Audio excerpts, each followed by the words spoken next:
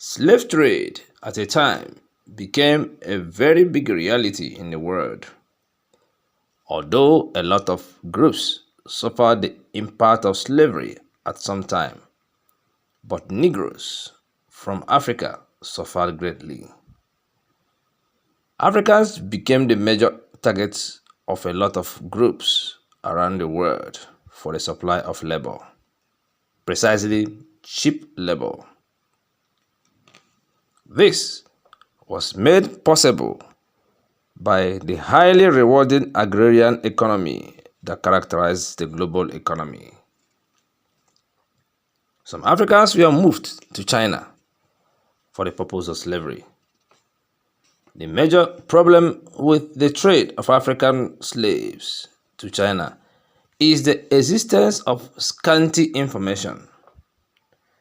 Slavery in the history of China was more of a domestic thing. Some Chinese groups were enslaved within China. The importation of African slaves into China may not have been at a large scale. J.C. Anene, in his book, stated that, and I quote, in 976, the arrival of a Negro slave caused a great sensation at the court of the Chinese emperor. African slaves were subsequently absorbed into the country of the Far East. Some early Chinese books as well described how Africans were captured and subsequently taken to China.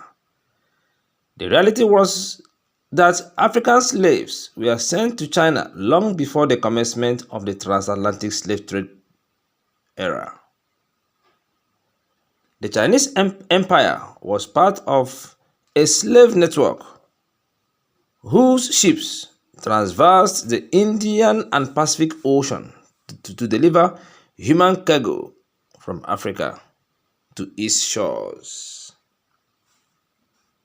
P.J. Lim, in his online documentation, described it in this way. He stated that the first Africans arrived in China as gifts from King of Kalunga in Java to the Tang Emperor in 813 AD. These young boys and girls were treated as exotic ornaments, no different from rhinoceros and other animals they were presented alongside. The Chinese called them the Zangi, a reference to Zanzibar, which at that time described the whole length of Eastern African coastal region, including Madagascar. Nothing is known about the fate of these child slaves, who disappeared from historical record after a single brief mention. Some accounts about African slaves in China was of Arab merchants that resided in Chinese port cities such as Guangzhou. Some of them had African slaves that they took to China. These African slaves were the personal properties of the Arab wealthy people. Eventually, some wealthy Chinese also started demanding such slaves in large numbers. This increased the supply line that started from East Africa through the Indian Ocean, stopping in India and finally crossing the Malaccan Straits to reach the port cities of China. The journey for a long time was very disastrous, very disastrous. Some of the voyages took over 6 months to complete. There were the issues of high shipwrecks on the routes.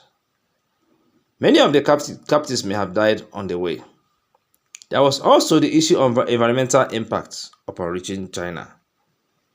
P.J. Lim, in his online article captioned "The Forgotten History of African Slavery in China," quoted an unnamed official of the Chinese Song dynasty as saying, "If in captivity they are fed cooked food, after several days they got diarrhea. For this reason, they sometimes fall ill and die. If they do not die, one can keep them."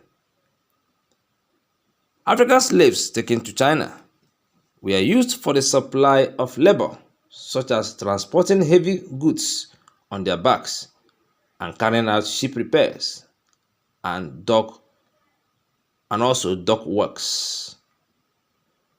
Some served as gate attendants to rich owners.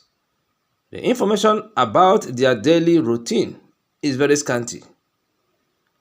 This became the subject of debate in some corners as to whether African slaves were cruelly treated in China as in comparison to the treatment meted on African slaves in the New World or the Americas. Describing of African slaves vanished around the 11th century in the history or the documentation of the Chinese. It is difficult this period for historians to put together pieces of information about what happened to the population of African slaves in China. Most of the attempts at analyzing their reality have been mere speculations without substantial evidences. When you go to the Americas, you will see great evidences of the fallout of the transatlantic slave trade. In the case of the Chinese, the information are very scanty. And this is the focus of some level of speculations and debates. The bottom line was that African slaves were shipped to China, but the reality of their existence is characterized with poor information.